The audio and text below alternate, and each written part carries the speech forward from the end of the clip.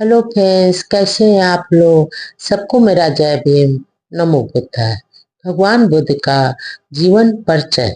उदाई कहते हैं, हे विशाल नयन राजकुमार, यदि आपका मन नहीं भी मानता है तो भी आप ऊपरी मन से ही अपने सौंदर्य को अनुरूप शिष्टाचार से उन्हें सुंदरियों को प्रसन्न करने का प्रयास करें। और शिष्टाचार ही स्त्रियों की औषधि है। ये जो शिष्टाचार ही उनका उत्तम अलंकार है। और बिना दक्षिण शिष्टाचार के वो सौंदर्य स्त्रियां सुंदरियां पुष्प विहीन उद्यान के समान हो जाती हैं। अगर लेकिन अकेले इस शिष्टाचार का भी क्या लाभ है।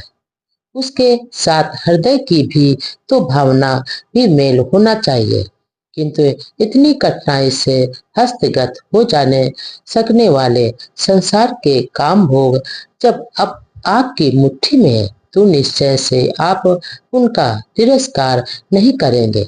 आगे उदाई कहते हैं कि यह जानते हुए भी भोग विलास की सबसे उत्तम लक्ष्य है। प्राचीन काल में इंद्र और देवता तक ने भी गौतम ऋषि की पत्नी अहिल्या से प्रण याचना की थी। और इसी प्रकार अगस्त ऋषि ने भी सोम भाया रोहिणी के साथ रमण किया था। और जैसा कि श्रुति बताती है, लोभ मुद्रा के साथ भी यही बीती थी। तत् पत्नी का मरुत की पुत्री ममता के साथ ऋषि मुनि बृहस्पति ने भी संभोग किया था और भरद्वाज को जन्म दिया था। अर्ध अर्पण करती हुई बृहस्पति की पत्नी को चंद्रमा ने ग्रहण किया था और दिव्य बुद्ध को जन्म दिया था। इसी प्रकार पुरातन समय में रागा तिरेक से पराशर ऋषि ने यमुना तट पर वरुण पुत्र की पुत्री काली के साथ सहवास किया था। और वशिष्ठ ऋषि ने अच्छमाला नाम की एक निम्न जात की स्त्री से सहवास किया था। और कपिल लाद नाम के पुत्र को उसने जन्म दिया था। और अधिक आयु के कारण सख्त क्षीण हो जाने पर भी राजश्री यायाद ने कैत्रत वन में अप्सरा विश्वास की के साथ संभोग किया था। यद्यप कौरव राजा पांडु यह नहीं जानता था कि पत्नी के साथ सहवास से उसकी मृत्यु हो जाएगी, तो भी उन्होंने माद्री माद्री के रूप में और गुणों पर मुग्ध होकर प्रेम के वशीभूत होकर पांडवों ने सहवास किया था। इसी प्रकार के महान पुरुषों तक ने ही जुगत ऋषि काम भोगों का सेवन किया है। और तब प्रशंसनीय काम भोगों के सेवन से तो दोष ही क्या होता है। यह सब होने पर भी आश्चर्य की बात है कि आप तरुणावस्था में सौंदर्य और शक्ति से संपन्न होने के बावजूद भी उन काम भोगों की उपेक्षा कर रहे हैं जिन पर वस्तु आपका अधिकार है और जिनमें सारा जगत आसक्त होता है। पवित्र परंपरा से समर्थित ज्ञान निरर्थक वचनों को सुनकर मेघ गर्जन जैसे स्वर में राजकुमार ने उत्तर दिया, आपकी स्नेह भाषा को तो आपके ओग ही है, लेकिन मैं आपको स्वीकार करवा दूंगा कि आप कहाँ मुझे गलत समझ रहे हैं।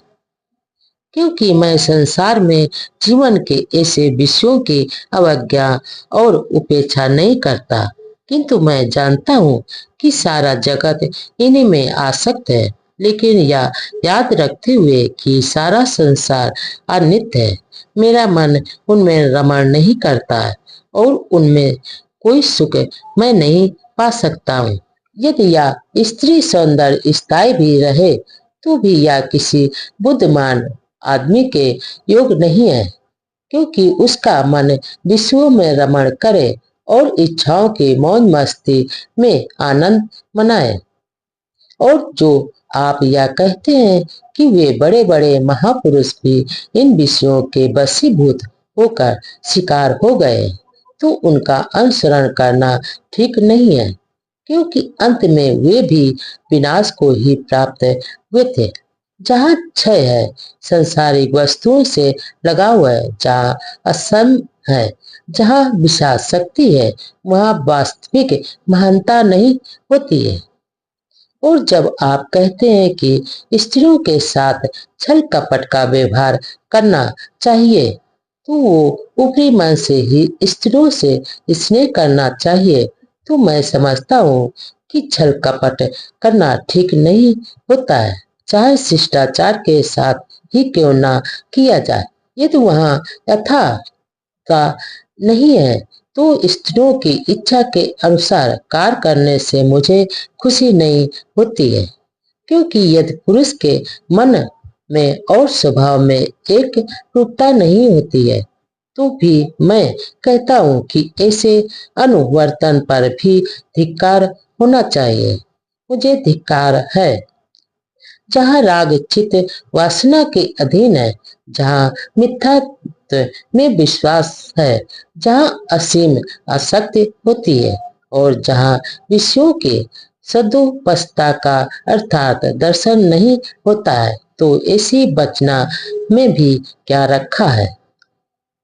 और यदि राग वासना के शिकार व वशीभूत हुए प्राणी परस्पर एक दूसरे को धोखा देते रहेंगे और उन्हें ठगते रहेंगे, तो क्या ऐसे पुरुष पर भी इस योग नहीं कि स्त्रियां उनकी ओर देखें, और स्त्रियां भी इस योग नहीं होते कि पुरुष उनकी ओर देखें, क्योंकि यह सब ऐसा ही होता है। इसलिए मुझे विश्वास है कि आप अवश्य ही मुझे विषय भोग और अधम आनंद के कुपथ पर भटकने के लिए नहीं ले जाएंगे।